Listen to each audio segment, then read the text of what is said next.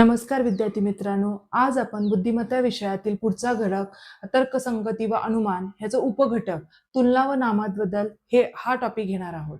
यामध्ये तुलना या भागात काय करणार आहे आपण दोन किंवा दोन पेक्षा जास्त व्यक्ती, वस्तू, पदार्थ यांची तुलना करणार आहोत. आणि नावात बदल जे काही आपल्याला नावात बदल केलेले असतात ना ते जरा विचारपूर्वक वाचून त्याच्यावरून आपण उत्तरे शोधणार आहोत. हा टॉपिक समजण्यासाठी आहे ना असं थेरॉटिकली सांगता येणार नाही. आपण डायरेक्ट काय करूया, प्रश्नोत्तरांकडे जाऊया. आपल्या पुस्तकातील स्वाध्याय क्रमांक 8.3 आपण आज सोडूया. आता स्वाध्याय 8.3 मधले मी सर्वच प्रश्न घेणार नाहीये. मी काय करणार आहे, प्रत्येक म्हणजे एक वेगवेगळ्या प्रकारचे प्रश्न घेऊया, म्हणजे एक मी सोडून दाखवलं ना बाकीचे तुम्हाला सोडवता येतील. तर सर्वात प्रथम प्रश्न मी घेतलाय.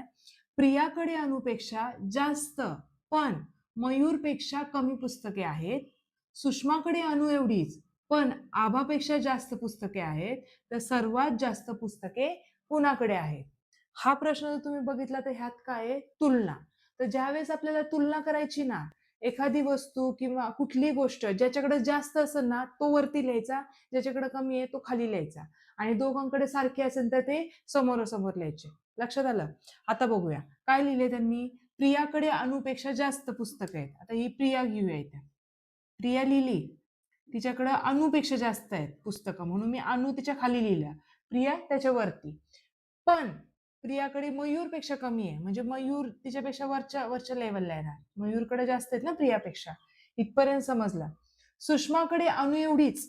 सुषमाकडे अनु एवढी. सुषमा आणि अनु सेम सेम आहे. सुषमा आणि अनु अनु एवढीच पण आभापेक्षा जास्त पुस्तकं आहेत. मग या दोघींची सेम पुस्तकं आहेत, दोघींची पण पुस्तकं आभापेक्षा जास्त आहेत. तर सर्वात जास्त पुस्तके कुणाकडे आहेत, ही आपली पूर्ण हेरारकी आली. ह्यातलं सर्वात जास्त पुस्तक कुणाकडे? मयूरकडे. समजलं? आता इथं त्यांनी पुस्तकांची तुलना केली आहे. अशी जर उंची, वजन किंवा मार्क्स कुणाला जास्त आहेत अशी कशीही तुलना करू देत, ज्याला जास्त मार्क्स किंवा जास्त पुस्तके किंवा जास्त उंची त्यांना वरती लिहायचं, ज्यांचं कमी आहे त्यांच्या खाली खाली लिहायचं. आणि हे जे शब्दात जे पुस्तक आपले तुलना मांडली ना ती अशी मांडून घ्यायची, म्हणजे तुम्हाला लगेच उत्तर मिळून जाईल. आता दुसरा प्रश्न आहे. डॉक्टरला वकील म्हटले, वकिलाला शिक्षक म्हटले, शिक्षकाला अभियंता म्हटले व अभियंताला डॉक्टर म्हटले, तर विद्यार्थ्यांना कोण शिकवेल? आता हा प्रश्न आहे ना नावात बदलाचा प्रश्न आहे. आता ह्यामध्ये काय केलंय, एका एका व्यक्तीला दुसरीच व्यक्ती म्हटलेली. आता बघूया ह्यांनी प्रश्न काय विचारलाय, विद्यार्थ्यांना कोण शिकवेल? कोण शिकवतं विद्यार्थ्यांना? शिक्षक. मग इथं शिक्षक शोधायचे. शिक्षकाला काय म्हटलंय त्यांनी? शिक्षकांना अभियंता म्हटले. उत्तर काय येणार? अभियंता.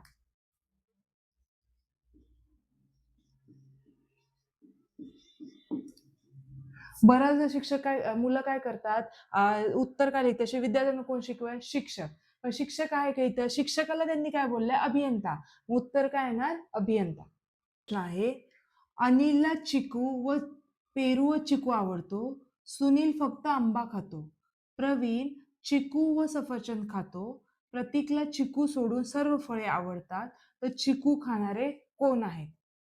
आता इथं 1, 2, 3, 4 4 मुलं आहेत आणि किती फळं दिलीत? 1, 2, 3, 4 4 फळं आहेत. 4 मुलं 4 फळं आहेत आणि कुणाला काय काय आवडतं ते आपल्याला सांगितलेलं आहे. प्रश्न काय विचारतायत? चिकू खाणारे कोण आहेत? तर मी इथे लिहिते चिकू. एक एक एक एक प्रश्न एक एक वाचायचा आणि शोधायचं की चिकू कुणाला आवडतो किंवा कोण कोण खातं. अनिलला पेरू व चिकू आवडतो, म्हणजे अनिलला चिकू आवडतो. ठीक आहे, अनिल सापडला. त्यानंतर सुनीलला फक्त आंबा आवडतो. फक्त आंबा आवडतो म्हणजे चिकू, सफरचंद, त्यानंतर पेरू त्याला आवडतात का? नाही. मग अनिल येणार का आता? सुनील येणार का इथं? नाही. त्याच्यानंतर प्रवीण चिकू व सफरचंद खातो, मग प्रवीणच्या तिथे काय येणार?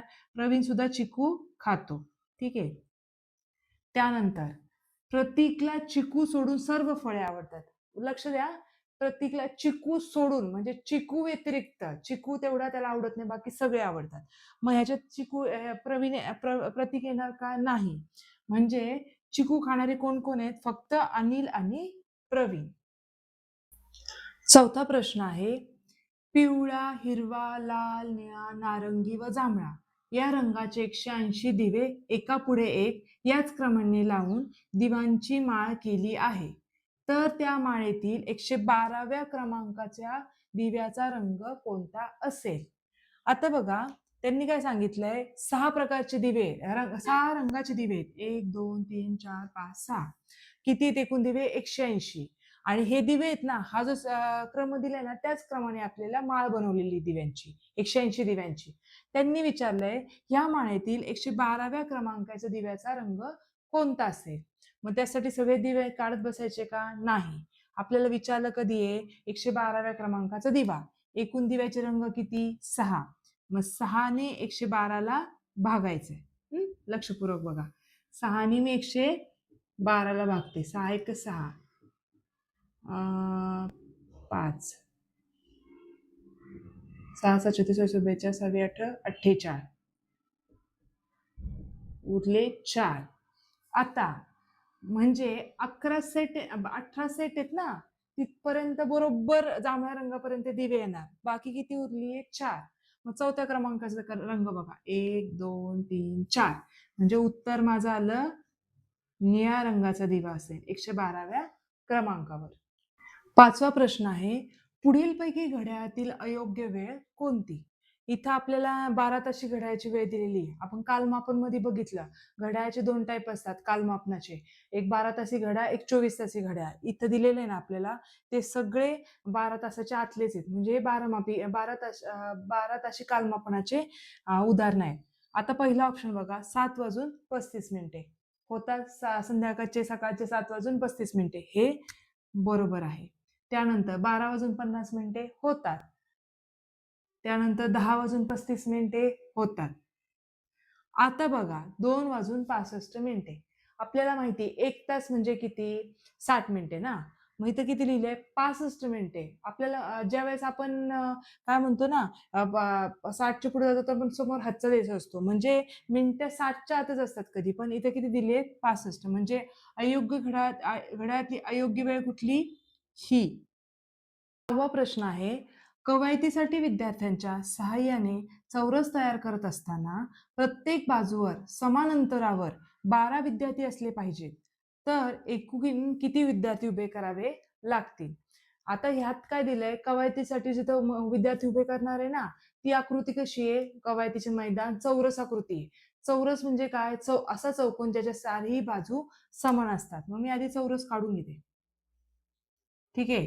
प्रत्येक साईडनी मला काय करायचे? 12 विद्यार्थी मांडायचे. मी काय केले? पहिले 4 ह्या कोपऱ्यात लावून घेतले. चौरस आकृती मला उभे करायचे ना, 4 कोपऱ्यात लावून घेतले. आता मला ह्या साईडनी हे दोघं गेले वरच्या साईडने. मग राहिले किती? इथं एकूण 10 विद्यार्थी राहणार. त्यानंतर इथं पण इथं 2 मांडलेत, उरलेले किती? 12 पैकी 10. मग इथं 10, इथं 10 आणि इथे 10 उभे केले मी साईडनी. मग आता माझे विद्यार्थी किती झाले एकूण? 10 20 30 40. 40 अधिक 1 2 3 4 कोपऱ्यात 4 उभे केले ना, अधिक 4 म्हणून एकूण किती झाले माझे विद्यार्थी? 44 विद्यार्थी बनले.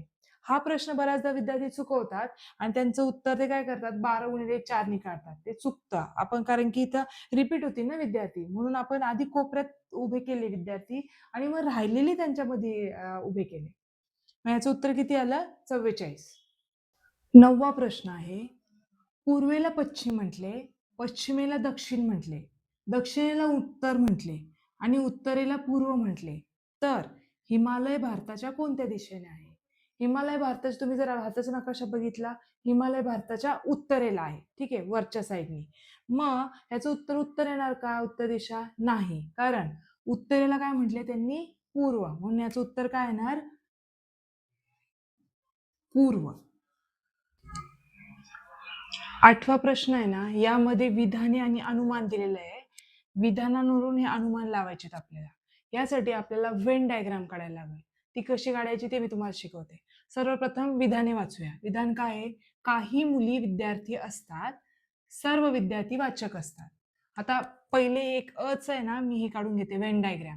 काही मुली, सपोज एक मुली, ह्या मुलींचा गोल आहे आणि एक विद्यार्थ्यांचा गोल काढूया. काही मुली विद्यार्थी असतात, हे विद्यार्थ्यांचा गोल आहे. काही मुली कशा आहेत, काही थोड्या मुली पार्ट आहे ना त्या विद्यार्थी पण आहेत. आता दुसरं विधान काय आहे, सर्व विद्यार्थी वाचक असतात. हे सर्व विद्यार्थी आहेत ना, सर्वचे सर्व काय आहेत, हे वाचक आहेत. ठीक आहे, इथपर्यंत आपली विधानावरून व्हेन डायग्राम झाली. आता अनुमान काय आहे, सर्व वाचक मुली असतात.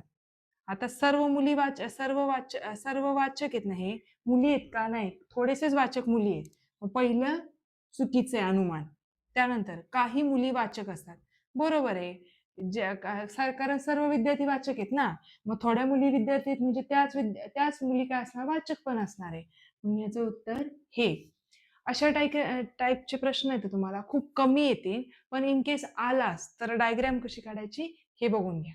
9वा प्रश्न पण वेन आकृत्यांवर आधारित आहे. यामध्ये पण विधान आणि अनुमान आहे. आधी मी काय करते, विधानांवरून वेन आकृती काढते आणि त्यानंतर आपण बघूया की अनुमाने योग्य आहेत की अयोग्य आहेत. सर्वप्रथम विधान आहे, सर्व वकील पदवीधर असतात. एक गोल काढला, हे सपोज वकील. त्यानंतर सर्व वकील काय आहेत, पदवीधर आहेत. हा बाहेरचा गोल कशा आहे, पदवीधरांचा, पदवीधर. आता त्यांनी दुसरं विधान काय दिलंय, सर्व लेखक वकील असतात. म्हणजे वकिलांमध्ये अजून एक गोल आहे ना, ते असणार लेखक, कारण की सर्व लेखक कसे आहेत, वकील. सर्व लेखक वकील आहे, सर्व वकील पदवीधर आहे. आता बघूया अनुमाने, सर्व लेखक पदवीधर असणार. लेखक कशात आहेत, वकिलांमध्ये. वकील सर्व कसे आहेत, पदवीधर आहेत, म्हणून लेखक पण कसे येणार, पदवीधारक. हे विधान योग्य आहे. दुसरं, काही वकील लेखक असतात. आता हे वकील आहेत ना, सर्वचे सर्व लेखक आहेत का, नाही, काही वकीलच लेखक आहेत ना, हे सुद्धा विधान योग्य आहे. आता 10वा प्रश्न आहे, शाळेच्या वार्षिक परीक्षा मंगळवारपासून सुरू झाल्या. पहिला आणि शेवटचा पेपर अनुक्रमे मराठी व इंग्रजी होता. समाजशास्त्राचा पेपर विज्ञान व संस्कृतच्या दरम्यान होता. रविवारी शाळेला सुट्टी होती. संस्कृत नंतर गणिताचा पेपर होता, तर संस्कृतचा पेपर कधी होता. आता हा प्रश्न आहे ना, दिसायला खूप मोठा आहे, पण सोडवायला फक्त 2 लाईन्स मध्ये सुटतो. बघा कसा. आधी तर बघा किती विषयांचे पेपर होते ते शोधूया आधी. सर्वात प्रथम मराठी इंग्रजी 2 झाले, समाजशास्त्र 3रा, विज्ञान 4था, संस्कृत 5वा, त्यानंतर गणित 6वा. एकूण किती विषय आहेत, 6 विषय. ठीक आहे. सांगितलं काय त्यांनी, परीक्षा कधीपासून सुरू झाली आहे, मंगळवारपासून. तर मग मी काय करते, लिहून घेते, मंगळवार, बुधवार, गुरुवार, शुक्रवार, शनिवार. आता रविवारी शाळेला सुट्टी होती, मग मी देते सोमवार. हे किती दिवस झाले, टोटल 6 दिवस झाले, 6 पेपरचे. त्यांनी काय लिहिलंय, पहिला आणि शेवटचा पेपर अनुक्रमे मराठी व इंग्रजीचा होता. मंगळवारी लिहिलं मराठी, त्यानंतर लिहिलं इंग्रजी. ठीक आहे, मराठी आणि इंग्रजी पहिला आणि शेवटचा पेपर झाला. त्यानंतर काय लिहिलंय, समाजशास्त्राचा पेपर विज्ञान व संस्कृतच्या दरम्यान होता.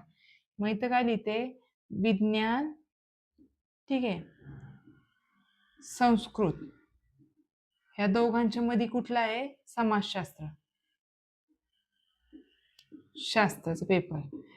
त्यानंतर संस्कृत नंतर गणिताचा पेपर होता. संस्कृत नंतर कुठला सांगितलाय, गणित. इथपर्यंत सगळं झालं. आता प्रश्न काय आहे, संस्कृतचा पेपर कधी होता. संस्कृतचा पेपर कधी होता, शुक्रवारी. ह्याचं उत्तर आपल्याला मिळालंय. आता बघा, ह्या प्रश्नाबरोबरच हा आपला घटक नावात बदल आणि तुलना हा आपला संपलेला आहे. तुम्हाला जर माझा व्हिडिओ आवडला तर प्लीज माझ्या व्हिडिओला लाईक करा आणि माझ्या चॅनलला सबस्क्राईब करा. थँक्यू.